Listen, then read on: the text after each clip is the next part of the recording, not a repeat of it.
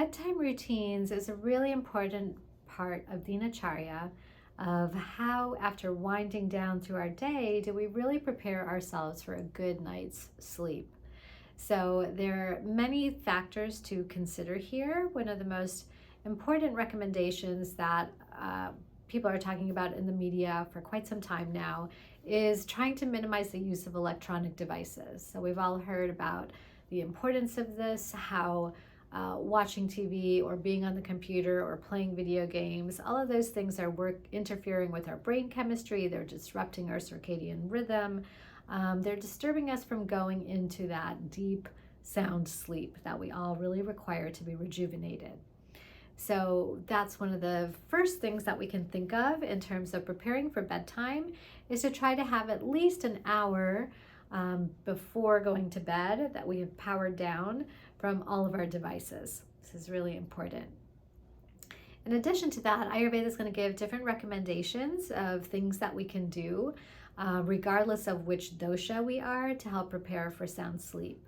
So many of you might have heard of simple practice like drinking chamomile tea to help with relaxation and also help with insomnia. So chamomile tea can be a nice remedy to take. I recommend not taking anything right at bedtime, because then we're just going to have that urge to get up to go to the bathroom in the middle of the night, and that will disturb our sleep. So if possible, try to have this an hour before bedtime, where you have some chamomile tea to wind down. Another Ayurvedic remedy is specifically for insomnia, is to drink warm almond milk with a little pinch of nutmeg. So the almond is great for vata. It's very grounding and sedating. And the nutmeg acts as like a mild narcotic. So you just need a little pinch of nutmeg powder, but it's very grounding, very heavy for the mind. Usually when we have insomnia, the mind is very active. And so we're trying to just calm down the mind, ground that vata before bedtime. So I have a nice little handout I'm going to share with you that I give my patients that's called Ayurvedic Rituals for Sleep, and it goes through many of the things that I'm going to be talking about right now. So first thing is to power down from the electronics. Also try not eating your dinner really close to bedtime. You want to give yourself enough of a gap to process that. I've talked about the two different beverage choices of the chamomile tea or the warm almond milk. It's also nice to take some time at night to have some time for reflection. Sometimes I'll recommend to clients journaling, having a 5 or 10 minute journaling ritual where you just kind of dump all of your thoughts, emotions, stories from the day onto that piece of paper. So you're not sitting with that circulating in your head as you're trying to go to sleep. Another practice is to take a nice hot bath or a hot shower as a way to relax our physical body, relax all of our muscles, and prepare for that sound night of sleep as well. I mentioned in the morning routine that Ayurveda recommends the practice of doing abhyanga, the daily self-oil massage. Doing it in the morning routine is great for a sense of vitality for the day, but it's also something you could include in your bedtime routine, or choosing between morning and bedtime. Maybe you have more time at night to do. So if you take a hot bath, once again, after the bath, you can apply the warm oil to the body then, and then just wear some pajamas. You don't mind getting a little oily to be able to sleep with that. So this is one of the number one most effective ways to treat insomnia, is doing that oil massage, usually with a grounding vata type of oil to help ensure sleep. You could also do a simple self-care acupressure routine or Marma therapy routine along with the oil massage as well. I sometimes will recommend bedtime yoga for my insomnia patients, but even for someone who doesn't have insomnia, these bedtime rituals are wonderful for everyone to ensure sound sleep. So bedtime yoga might sound a little bit intimidating. This is not an active, dynamic practice. This is really about how do we use yoga therapeutically to help us wind down. So there are two poses I specifically recommend. One is child's pose. In child's pose, we're sitting on our heels. Our knees are bent, our arms are stretched out in front of us, and then we're bringing our forehead to touch the floor. So if the forehead doesn't touch the floor, a restorative version of this pose is to use a couple folded blankets and bring our forehead to rest on those folded blankets. It's a really nice way of calming our frontal lobe of the brain, quieting the mind, preparing for sound sleep. The supported child's pose with the bolster or the blankets, you can hold anywhere from 3 to 5 minutes.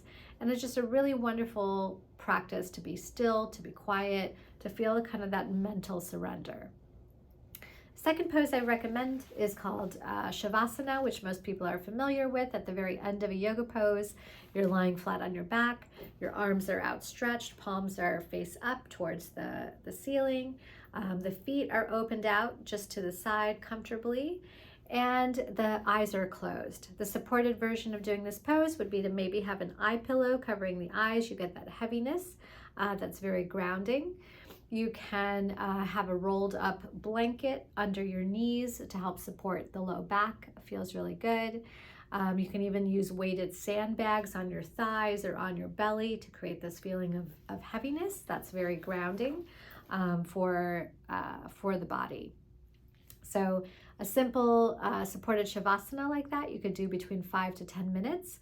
I recommend having that yoga mat just rolled up right next to your bed so you can open it out, do these 2 poses, and then be able to jump right into bed and transition into a sound night's sleep. You can also do a simple meditation practice at bedtime. One of my favorite practices I recommend is a yogic technique called Tratak. Tratak means candle gazing. And so this is a simple practice where you'll have a lighted candle and you'll be sitting, have the lighted candle about 3 feet away from you.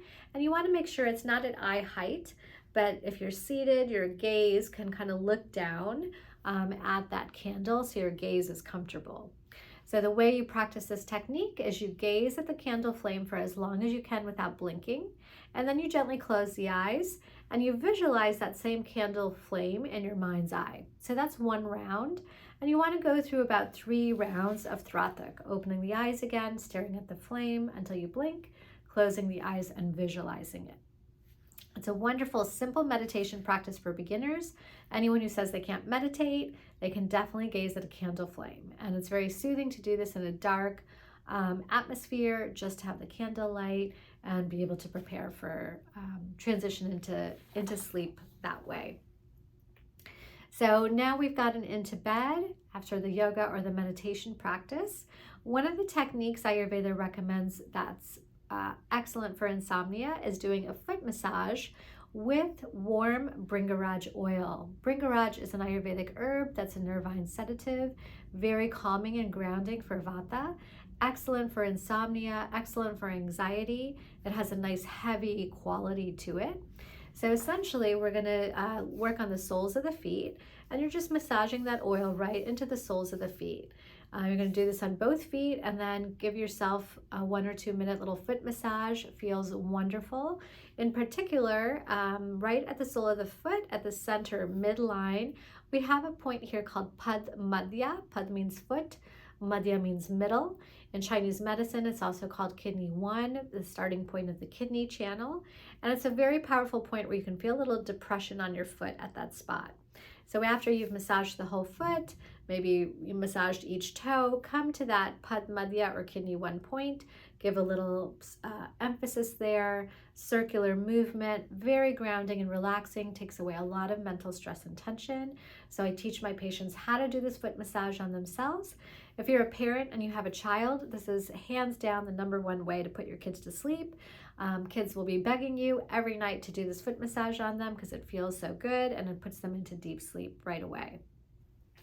So we've done our foot massage, and now as we go to bed, there's some different guidelines for what is the best bedtime for a Vata, Pitta, or Kapha individual. So Vata people have the most erratic sleep. They're the most inconsistent. They're very prone to insomnia. They're light sleepers. They often have interrupted sleep. It's really important for them to have a consistent bedtime and make that as early as possible.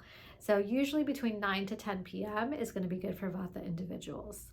Pitta people sometimes describe themselves as night people. The closer they get to midnight, which is that Pitta peak energy, the more wired they become. So a lot of Pitta people thrive on that. They love staying up late until midnight. They love that second wind of energy, but long term, this is going to actually deplete them. And so Pitta people want to make sure they definitely sleep before midnight to avoid that Pitta energy building up. So around 10 p.m. would be the ideal bedtime for Pitta. Kapha individuals love sleep. They tend to oversleep. They have no problems falling asleep. They're very deep sleepers. They might be prone to snoring or sleep apnea, but usually Kapha people need no encouragement about going to sleep. They can get away with less sleep compared to a Vata or Pitta person and can do okay with sleeping at 11 o'clock at night. But my general rule for all three doshas, Vata, Pitta, or Kapha, is to try to make that 10 p.m. time their target. There is research that shows the later we sleep, especially after 10 p.m., that our body starts to secrete more cortisol. So it's exciting to see Western science is catching up to some of Ayurveda's wisdom principles and giving us some of the science behind this to really back that up is important. So Vata, Pitta, or Kapha, trying to get that 10 o'clock bedtime to ensure sound sleep. So you can look in the handout on Ayurvedic sleep rituals that covers all this information in detail, and you're welcome to share this resource with patients as well who have insomnia or who just want to have a good night's sleep.